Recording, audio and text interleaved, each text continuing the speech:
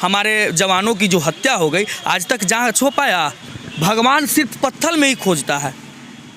हम भी राम को मानते हैं, हम भी पूजा करते हैं, देखिए हम भी पूजा करते हैं, ऐसा नहीं है। लगातार एनकाउंटर कर दिया जा रहा है आम लोगों को। आप देखिए पार्क में अगर कोई बच्चा है उसे पकड़ के मारा जा रहा है। भाई दंगा कौन कर रहा है? किसानों से इनकी गाड़ी रुक जाती है, कहते हैं वहाँ का मुख्यमंत्री को कह देना हम सुरक्षित लौट आए, उनका आभार प्रकट करते हैं। मतलब इन्हें अपने लोगों से डर लगता है। हकीकत है ये गुंडाई की सरकार है भाई। ये लोग तो लोकतंत्र रहने नहीं दिए, राजतंत्र है। आप बिहार में ही देख लीजिए, 15 साल पीछे की बात की जाती है, लेकिन 16 साल इस शासन काल में रहे हैं, इसकी बात तो ये नहीं करते हैं। हमने क्या किया, हमने भूखमरी कितना बढ़ा दिया, हमने बेरोजगारी कितना बढ़ाया, ये तो ये बात नहीं करते हैं। चाहते हैं देश को राम और रहीम में बांट देना। हमारी देश की खूबसूरती है हिंदू मुस्लिम सिख ईसाई हम हैं आपस में भाई भाई, उसको ही तोड़ना चाहते हैं। गुजरात में विधानसभा का चुनाव लड़ते थे नरेंद्र मोदी जी, और ये वहाँ का मुख्यमंत्री थे, तो नॉमिनेशन फॉर्म में अपनी बीवी का नाम नहीं डाला करते थे। उत्तर प्रदेश में चुनाव है और उत्तर प्रदेश की राजनीति में बयानबाजी चल रही है। पहले योगी जी 80 और 20 की बात कर रहे थे, अब उत्तर प्रदेश को जून और जुलाई में शिमला बनाने की बात कर रहे हैं। हम इस पे बात करेंगे जेम्स यादव, जो कि राष्ट्रीय जनता दल राष्ट्र सचिव हैं। सर, भाई योगी आदित्यनाथ अगर कटाक्ष कर रहे हैं प्रदेश पर, तो भाई ये कोई बड़ी बात नहीं है, क्योंकि उनके विधायक और मंत्री जो है, आपको पता होगा गृह राज्य मंत्री हैं उन्होंने पहले ये कहा कि भाई किसान संभल जाएं, नहीं तो 10 दिन में हम लखीमपुर खिली खाली कर देंगे। हत्या हुई ना, आप देख लीजिए उनके पुत्र, ये हम नहीं कर रहे हैं, चार्जशीट दाखिल हुआ कि भाई उनके पुत्र गाड़ी चला रहे थे और उन्होंने ये एक्सेप्ट किया था कि हम एक मंत्री विधायक सांसद ही नहीं, इससे पहले कुछ थे। अब क्या थे वो आप लोग पूछ सकते हैं उनसे। उसके बाद हत्या की गई। तो भाई ये लोग अगर कटाक्ष कर रहे हैं तो हकीकत है ये गुंडाई की सरकार है भाई। ये लोग तो लोकतंत्र रहने नहीं दिए, राजतंत्र है भाई। इतिहास में पहली बार ऐसा हुआ है कि चुनाव आयोग को और ईडी को अपने आवास पर बुलाया गया हो। इतिहास में आज तक नहीं हुआ था।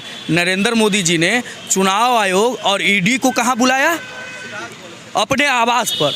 ये क्या कहते हैं, जब इनके किसानों से इनकी गाड़ी रुक जाती है, कहते हैं वहाँ का मुख्यमंत्री को कह देना हम सुरक्षित लौट आए, उनका आभार प्रकट करते हैं। मतलब इन्हें अपने लोगों से डर लगता है। और ये क्या कहते हैं कि हम देश के प्रधानमंत्री हैं। भाई गुजरात में जब 2009 में आप देखिए मनमोहन सिंह गए थे और उस समय के प्रधानमंत्री मनमोहन सिंह थे, उन पे चप्पल चला था, वो भी देश के प्रधानमंत्री ही थे। भाई ये जुमला कर सकते हैं। इंदिरा गांधी का रोड़ा से मारकर नाक तोड़ दिया गया था, वो भी देश के प्रधानमंत्री ही थे। राजीव गांधी पर सिक्योरिटी गार्ड ने थाप चलाया था, वो भी देश के ही प्रधानमंत्री थे।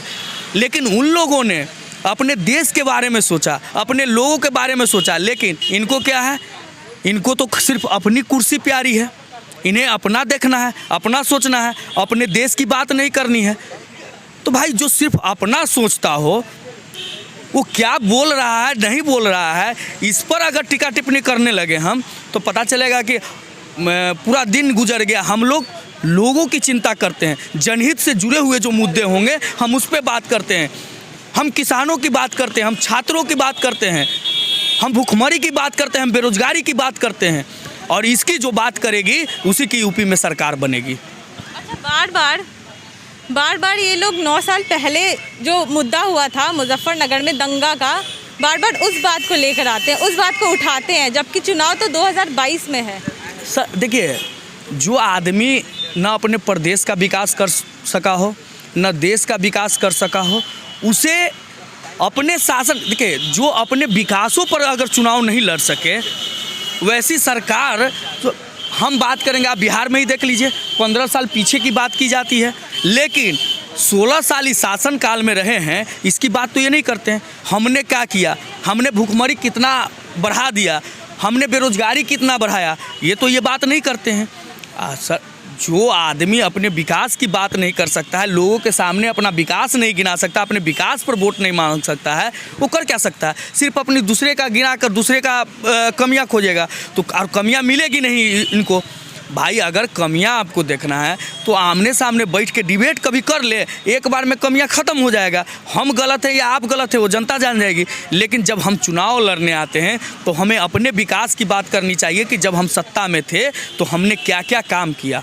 धर्म की राजनीति नहीं करना। भाई ये तो एजेंडा बन चुका है ना।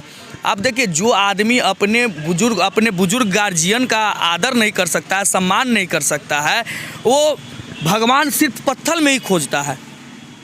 हम भी राम को मानते हैं, हम भी पूजा करते हैं। देखिए, हम भी पूजा करते हैं, ऐसा नहीं है, हम भी बांधते हैं, लेकिन ऐसी बात नहीं है। लेकिन हम अपने गार्जियन को, अपने अभिभावक को, अपने बड़े भाई को, अपने पिता तुल जितने लोग होते हैं, या राजनीति में भी हम हैं तो हमसे बड़े लोग जितने हैं, हमारे बुजुर्ग हैं, उनका सम्मान करना चाहिए। इन्होंने क्या किया अपने देख लीजिए। अडवाणी जी का क्या हाल है, कुर्सी से उठा के पीछे भेज दिया जाता है, जो बीजेपी के संस्थापक थे।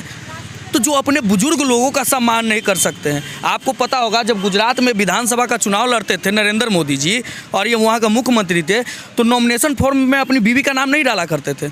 जब ये लोकसभा का चुनाव लड़ने आए तो विपक्ष जब हमलावर हुई तब इन्होंने अपनी पत्नी का नाम डाला।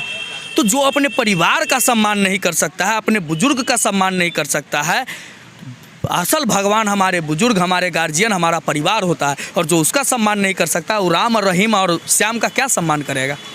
तो ये सिर्फ ढकोसला है, वोट बैंक की राजनीति करना है। और जो भाई ये एक चीज़ है, ये वोट चाहते हैं देश को राम और रहीम में बांट देना। हमारी देश की खूबसूरती है, हिंदू मुस्लिम सिख ईसाई हम हैं आपस में भाई भाई, उसको ही तोड़ना चाहते हैं। तो ये जनता समझ चुकी है।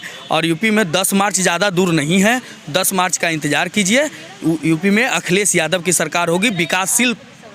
आपसे योगी जी बोले हैं कि दंगा की साजिश से आ रहे हैं ये 2 लड़कों की सरकार।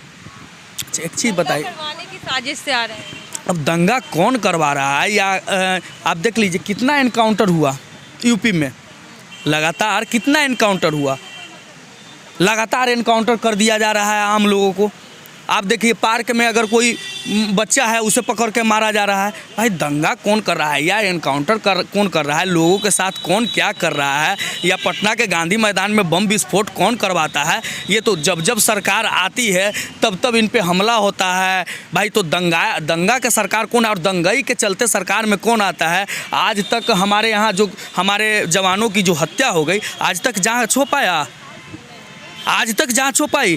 तो कौन राजनीति करता है, लाशों पर राजनीति कौन करता है, ये तो प्रेस के लोग जानते हैं और लोग भी जानते हैं। 10 मार्च का इंतज़ार कीजिए, विकासशील पार्टी, आप वहाँ पे सपा की सरकार होगी, विकास की सरकार होगी।